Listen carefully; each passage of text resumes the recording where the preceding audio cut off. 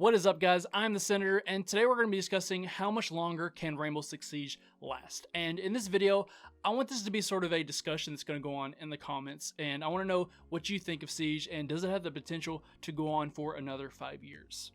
Now, a quick disclaimer before I dive too deep into this video is that this video is actually inspired by my good friend and YouTuber, Twitch streamer, Sir Jeppy, and he recently posted a video asking this question, and that sort of, got the gears turning in my head and thinking about this, and so I'll make sure to put a link to his video down below.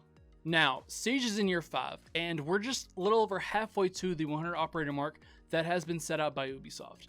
And whether they actually meant that they would release 100 operators, or they just said that to demonstrate that they're in this for the long haul, that's unknown. But there are reasons that point to them going for another 5 years, and there are some reasons as to why Siege couldn't make it to that mark. Now, first, what we all have to realize about Rainbow Six Siege, and a lot of us forget this, is that this game is a business. The game will continue to produce content as long as we, the players, continue to put money into it. And the minute this game stops becoming profitable for Ubisoft, that will be the day that this game dies. And when looking at the data that's available to us, it seems as though Rainbow Six Siege has been extremely profitable for Ubisoft. In May of 2019, Ubisoft had raked in a total of $1 billion in total off of this game, and that includes, the purchase of the game, cosmetic items, season passes, that kind of stuff. And at that point in May 2019, there was an average of 140,000 concurrent players according to Steam charts. And that's not bad at all. But let's look at 2020. While we don't really have any information concerning Ubisoft's profit off Siege within the last year, we do have Steam charts to look at. And when looking at the Steam charts, it shows that Rainbow Six Siege peaked in concurrent players at 198,000 players in March of 2020. And that's around a 41% increase in that year, which is just insane. So I think it's fair to assume that financially, Ubisoft is doing very, very well off Rainbow Six Siege, and there seems to be no reason as to why they won't continue to do well. But looking back to how much they made within the first 4 years, which was over $1 billion, that was a time where they only made money off of the initial game purchase, season passes, as well as cosmetics. Now, while they still have those in place today, they have increased their effort to monetize their game tremendously.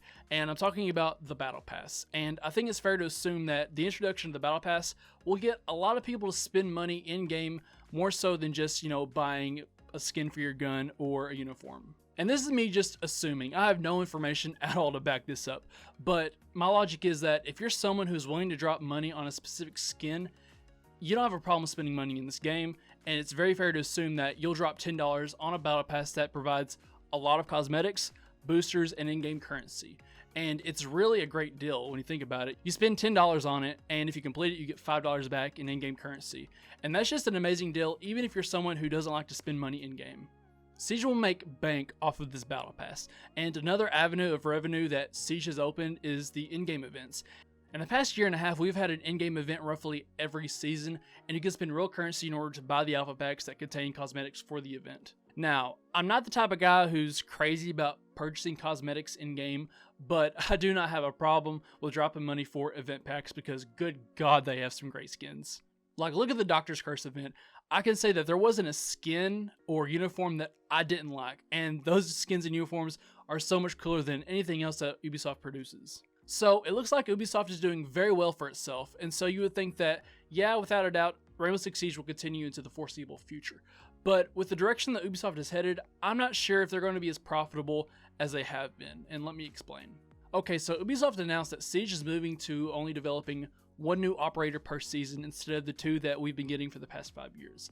And they also announced that they have no plans to release any new maps within the next 2 years.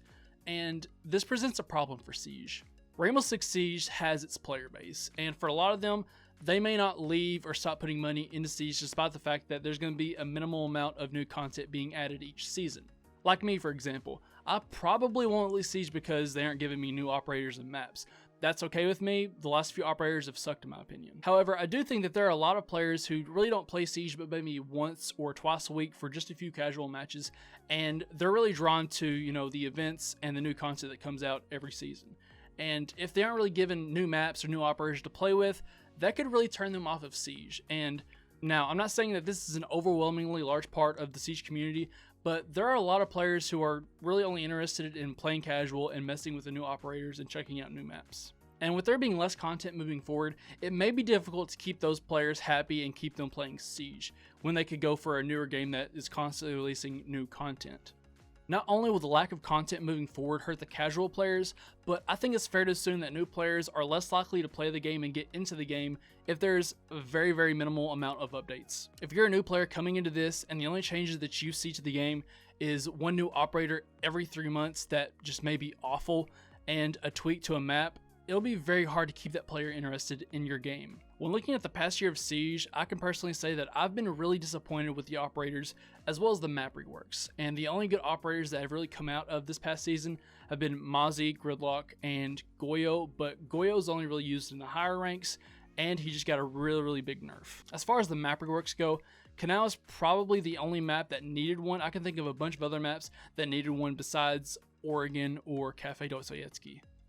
And the release of Outback, which in my opinion is the worst map in the ranked playlist.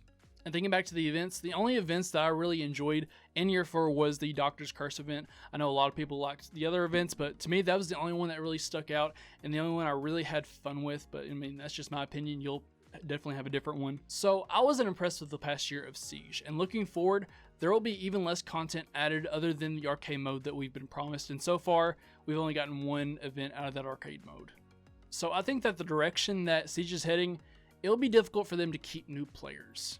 So Siege has its player base, and I don't think they're really going anywhere, but they have to grow. So the question is, do I think that Siege will last another 5 years? And honestly, I think it will. However, I feel that we can probably expect player growth to begin to stagnate, being that the next 2 years really won't have much content being added other than the arcade mode that we've been promised, as well as the regular seasonal events.